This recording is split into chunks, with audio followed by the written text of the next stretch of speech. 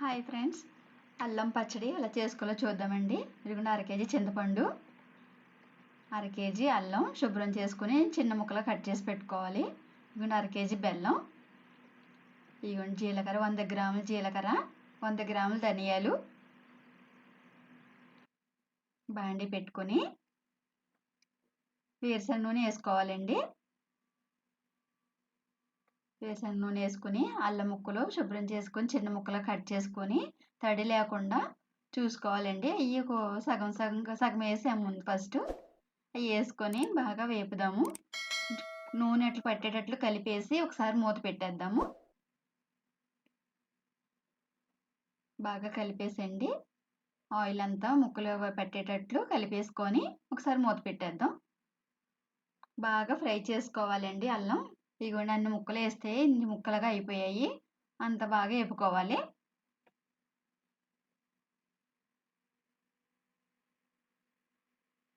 ఇలా బాగా వేపుకొని పక్కకి తీసేసుకోవాలి.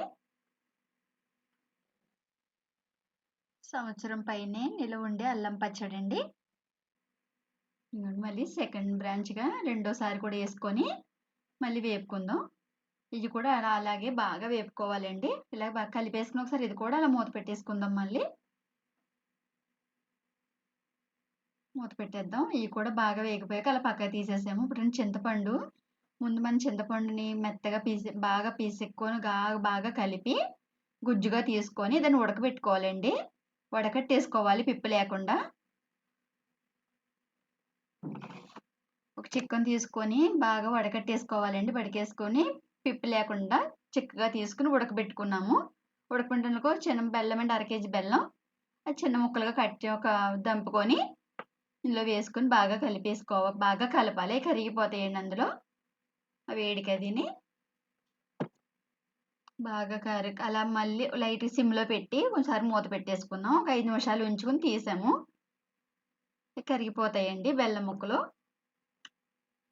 ఇప్పుడు తగినంత సాల్ట్ వేసేద్దాము. తగినంత సాల్ట్ అండి వేసి ఇది కూడా బాగా కలుపుదాము.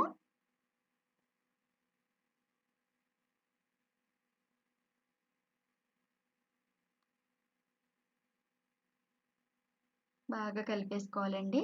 బాగా కలిసేలాగా ఇలా కలిసాక అలాగా 2 నిమిషాలు అలా ఉంచి మగ్గనివ్వాలి. కొంచెం ఆయిల్ పోసుకుందామండి. వేరుశనగ నూనె వాడండి. వేరుశనగే బాగుంటుంది పచ్చళ్ళకి.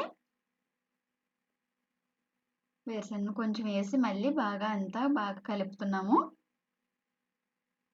బాగా ఉడకనివ్వాలండి అలాగా. ఇప్పుడు 2 స్పూన్లు పసుపు, చిన్న స్పూన్ తోటి 2 స్పూన్లు పసుపు వేసాము. అది కూడా బాగా కలిపేసుకుందాము. అంతా కలిసేలాగా కలిపేసుకోవాలి.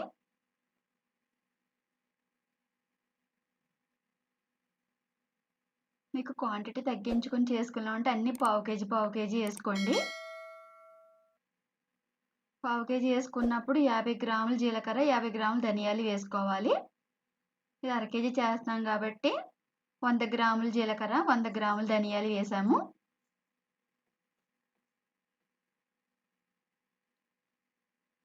ఇదిగోండి అల్లం వేపేసుకున్నాం కదా, దాన్ని మిక్సీ పట్టి ఇలా మెత్తగా పేస్ట్ చేసుకోవాలి. అల్లాన్ని వేపిన తర్వాత చల్లార్చుకొని మిక్సీ పట్టాలండి. ఇలాగా పట్టేసి అది వేసుకుంటూ కలుపుకోవాలి. బాగా కలిసేలాగా కలుపుకోవాలి.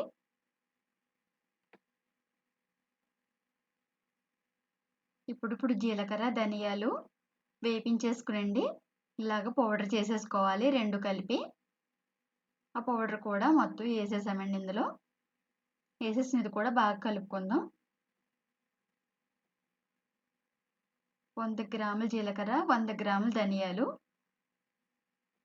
లైట్గా వేపించి అప్పుడు మిక్సీ పట్టామండి. పౌడర్ చేసుకుని ఇందులో వేసేయాలి.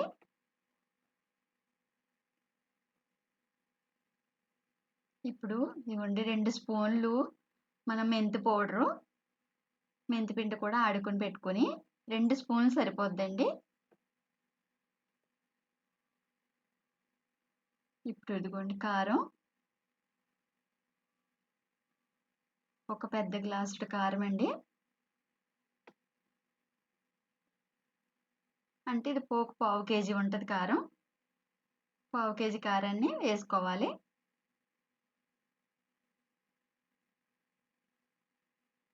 అర కేజీ చేసాం కాబట్టి అర కేజీ చింతపండు, అర కేజీ బెల్లం, అర కేజీ అల్లము అన్నీ వేసాం కాబట్టి ఒక పావు కేజీ మనం కారం వేసుకున్నాము. కొంచెం కారం తినాలంటే కొద్దిగా ఇంకా వేసుకోవచ్చండి, ఇంకొక 50 గ్రాములు.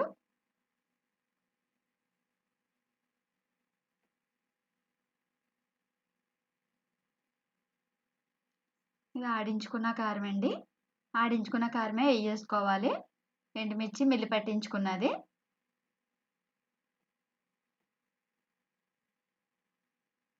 అలా బాగా కలపాలండి. ప్రాసెస్ పెద్దదే కానీ నేను కొంచెం మీకు షార్ట్గా చూపించాను, లెంత్ అయిపోతుందని.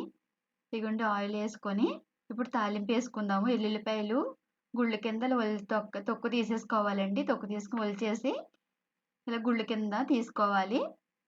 తీసుకుని ఇలా బాగా వేపుకోవాలండి. తాలింపు వేసేస్తున్నాం ఇప్పుడు. ఇదిగోండి జీలకర్ర, ఆవాలు అవి కూడా వేసేసుకుని వేపుకోవాలి. పెద్ద స్పూన్తో 2 స్పూన్లు జీలకర్ర, 1 స్పూనున్నర ఆవాలు వేసుకోవచ్చు. 2 స్పూన్లు ఆవాలు కూడా వేసుకోవచ్చు.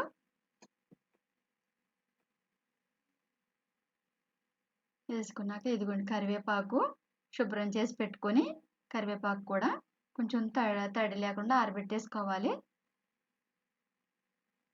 కరివేపాకు కూడా వేసేసి బాగా వేపుకోవాలి.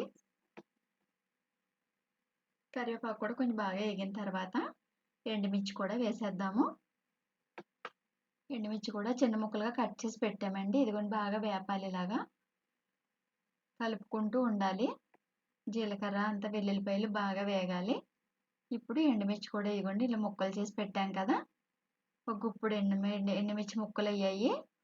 మనం ఎండుమిర్చి లాగా అయితే మాత్రం ఒక 10 ఎండుమిర్చి తీసుకున్నాము. 10 ఎండుమిర్చి తీసుకొని అలాగ ముక్కలుగా కట్ చేసుకోవాలి. తీసుకుని ఇట్లా బాగా వేపాలండి.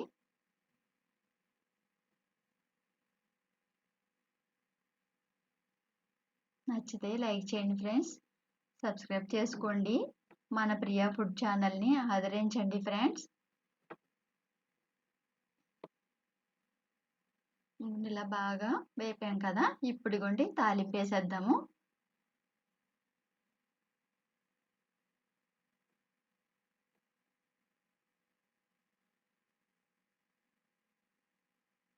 తాలింపు వేసేసాము. తాలింపు వేసుకుని బాగా అంతా కలిసేలాగా బాగా కలుపుకోవాలి.